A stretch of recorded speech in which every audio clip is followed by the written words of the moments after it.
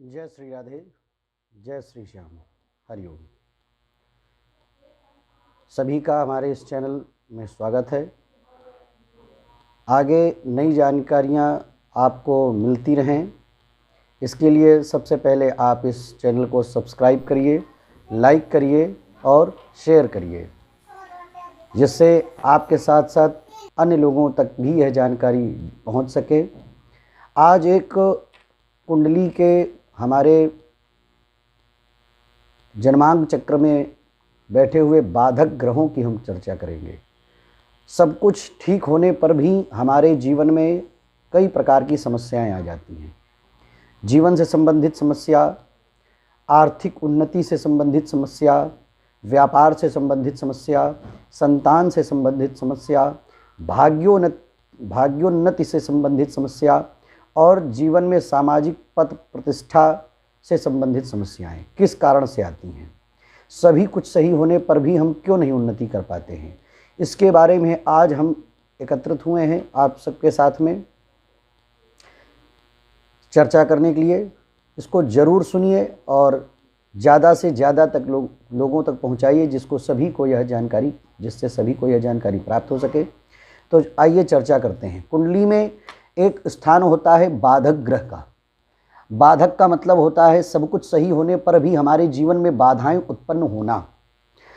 बाधा का मतलब होता है सब कुछ सही होने पर भी हमें आगे न बढ़ पाना। 90% कार्य सफल हो जाने पर भी उस कार्य की पूर्ण सफलता न प्राप्त होना, यही बाधक ग्रह का प्रभाव है। बाधक कुंडली में ही ग्रह होता है। बाधक ग्रह भाव होता है, भाव के अनुसार बनता है।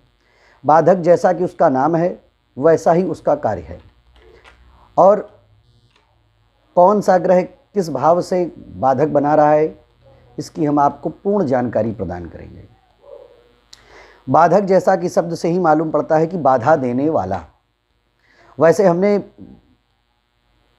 भी अनेकों प्रकार से चर्चाएं सुनी हैं ग्रहों की, लेकिन यह विशेष चर्चा हम आपके सामने लेकर के प्रस्तुत हुए हैं। अभी बात करते हैं बाधक ग्रह की। इसमें कॉमन सेंस से समझे, जो भी चर लगने वाले 3 प्रकार की लग्न होती हैं, मेष, वृष, मिथुन, कर्क, सिंह, कन्या, तुला, वृश्चिक, धनु, मकर, कुंभ, मीन। इन 12 राशियों में जो चर लग्न हैं, जैसे चर में मेष ये चर है, वृष ये स्थिर है और मिथुन ये द्विष है। तो हर पहले से 2 छोड़ के तीसरी जो राशि है वो चर राशि है। ठीक। तो जो चर लगने वाले व्यक्ति होते हैं वह हमेशा आराम से बैठना पसंद नहीं करते। चर लगने वाले हमेशा कुछ अपने फायदे वाले जुगाड़ में लगे रहते हैं और इस वजह से जो भी फायदे वाली चीज़ें हैं उन्हीं से उनको कष्ट होने का कारण बनता जाता है। चर लग्न होती हैं, आपको विशेषता बता दें, मेष, कर्क, तुला और मकर, यह चर लग्न हैं। इन राशियों से अगर लग्न इन राशियों से यदि शुरू होती है तो ये चर लग्न कहलाएगा।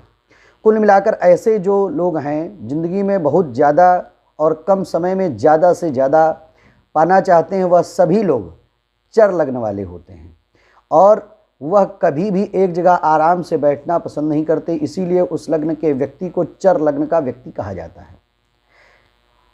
और 11वां भाव उनके लिए फायदा पहुंचाने वाला, लाभ पहुंचाने वाला होता है, लाभ देने वाला होता है, क्योंकि 11वां कुंडली में भाव लाभेश के नाम से जाना जाता है।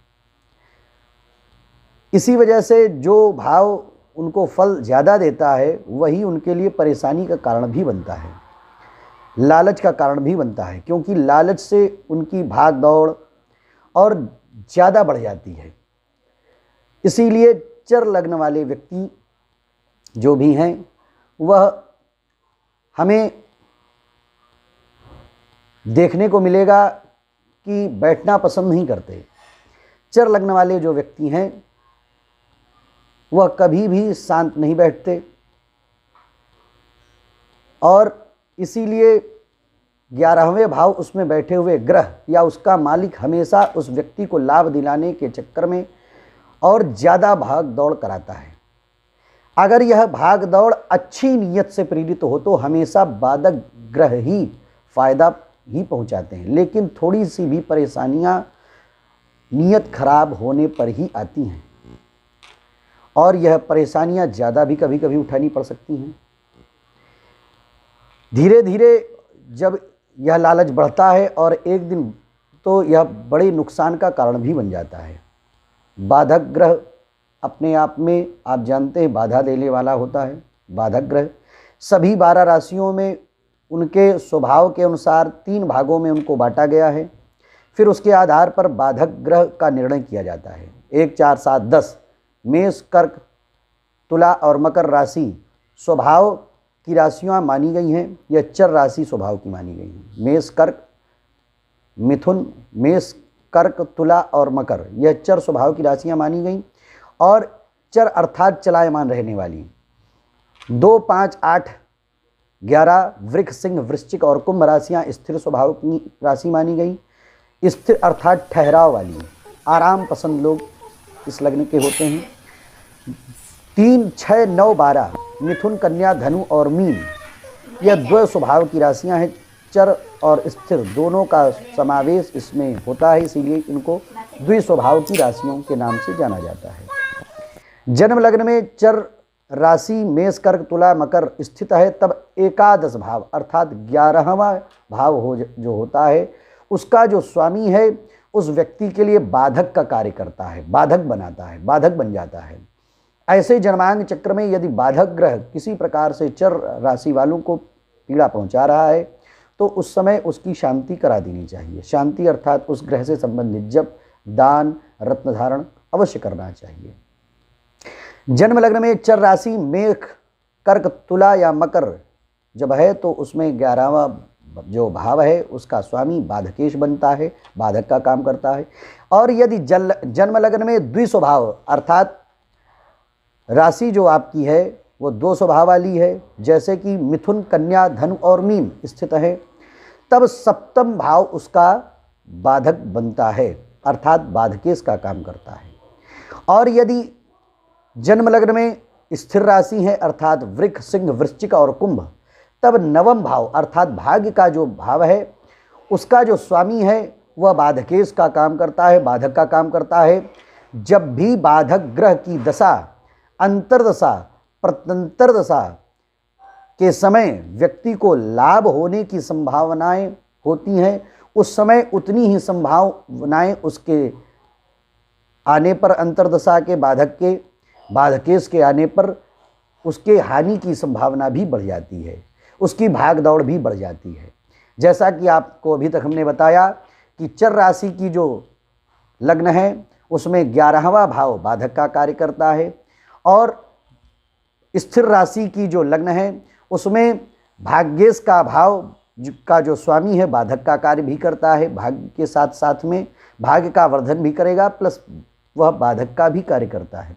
द्विस्वभाव की जो राशियां हैं उन राशियों में सप्तम भाव जो है दाम्पत्य भी जहाँ से देखा जाता है, वह जो भाव है वहाँ से आपको जितना सुख की प्राप्ति होगी दाम्पत्य की, उतनी ही ज़्यादा आपको बाधक की भी परेशानियाँ, बाधकेश की भी परेशानियाँ, हानि की भी परेशानियाँ, दुर्घटना की भी परेशानियाँ, आर्थिक चिंता की परेशानियाँ, उन्नति में कुछ रुकावट की परेशानियाँ भी बनी रहेंगी।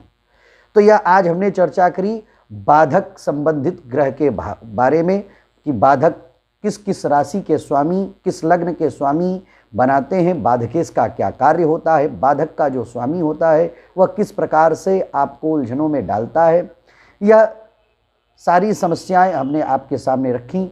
आगे हम और भी चर्चा करेंगे। इसी प्रकार से कुंडली के जन्म लग्न के भावों के जो विशेष स्थितियां हैं उनको जानने के लिए आगे भी आप इसी प्रकार से हमारे द्वारा अपने जन्मांग संबंधित समस्याओं को जानने के लिए कि सब कुछ अच्छा होने पर भी जो समस्याएं आती हैं क्यों होती रहती हैं, उनसे संबंधित जानकारियों के लिए आप यथाशीघ्र जल्दी से जल्दी इस चैनल को शेयर करें, लाइक करें और सब्सक्राइब करें। ज़्यादा से ज़्यादा लोगों तक इसको पहुंचाएं जिससे सभी को वह जानकारी प्राप्त हो, और जो विशेष कुछ जानकारी आपके मन में उत्सुकता हो जानने के लिए उसको हमारे कमेंट बॉक्स में अवश्य हमें प्रदान करें, जिससे हम आपको आगे की जानकारी और भी दे सकें। हरिओम, राधे राधे, जय श्री श्याम, ओम नमः शिवाय।